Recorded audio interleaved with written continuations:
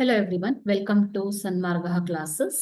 ಮುಂದಿನ ಪ್ರಶ್ನೆ ಕುಟುಂಬ ಎಂಬಂತಹ ಚಾಪ್ಟರ್ ಇಂದ ಕುಟುಂಬ ವ್ಯವಸ್ಥೆಯ ಪ್ರಮುಖ ಲಕ್ಷಣಗಳು ಯಾವುವು ಅಂತ ಕೇಳ್ತಾ ಇದ್ದಾರೆ. ಕುಟುಂಬದ ಲಕ್ಷಣಗಳು.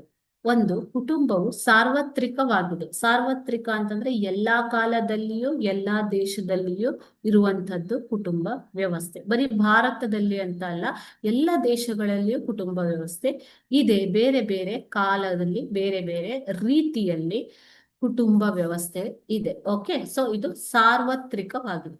ಸಮಾಜದ ಎಲ್ಲ ವಸ್ತುಗಳ ಕೇಂದ್ರವೇ ಕುಟುಂಬ. ಬೇಡಿಕೆ ಅಥವಾ ಆ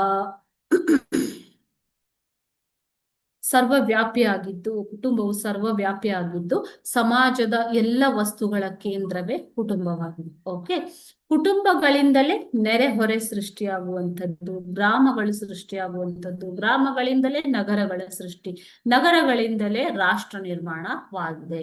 ಹಾಗಾಗಿ ಕುಟುಂಬದ ಅಭಿವೃದ್ಧಿಯು ರಾಷ್ಟ್ರ ಅಭಿವೃದ್ಧಿಗೆ ಒಂದು ಕಾರಣವಾಗಿದೆ. ಓಕೆ, ಕುಟುಂಬವು ಸಾಮಾಜಿಕ ಹೊಣೆಗಾರಿಕೆಯನ್ನ ಮಕ್ಕಳಲ್ಲಿ ಬೆಳೆಸುತ್ತದೆ. ಸಮಾಜದ ಸಂಪ್ರದಾಯ, ನೈತಿಕ ನಿಯಮಗಳು, ವರ್ತನೆಗಳು ಕುಟುಂಬವನ್ನ ಕುಟುಂಬವು ನಿಯಂತ್ರಿಸುತ್ತದೆ. ಓಕೆನಾ? ಸಮಾಜದ ಸಂಪ್ರದಾಯಗಳು, ನೈತಿಕ ನಿಯಮಗಳು ಮತ್ತು ವರ್ತನೆಗಳನ್ನ ಕುಟುಂಬವು ನಿಯಂತ್ರಿಸುತ್ತದೆ. ಕುಟುಂಬವು ಸರ್ವವ್ಯಾಪಿ, ಶಾಶ್ವತ ಹಾಗೂ ಪರಂಪರಾಗತ ಘಟಕ ಅಂತ ಹೇಳ್ಬೋದು. Okay, thank you.